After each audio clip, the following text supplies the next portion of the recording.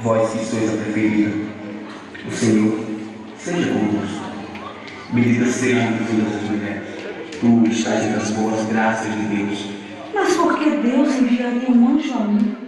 Você encontrou graça diante do Poderoso. Eis que você vai estar grávida e terá um filho. E dará a ele o nome de Jesus. Ele será grande, será chamado Filho do Altíssimo. O Senhor dará a ele o trono de Davi. Ele reinará para sempre sobre os descendentes de Jacó, e seu reinado não terá fim.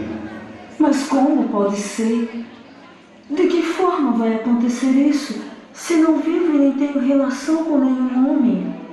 Ele não será filho do homem, mas será filho de Deus. O Espírito Santo virá sobre você, e a força do Altíssimo a cobrirá com a sua sombra. Por isso, o santo que vai nascer de ti será chamado Filho de Deus. A lógica de Deus, Maria, nem sempre passa pela lógica dos homens. Para Deus, nada é impossível.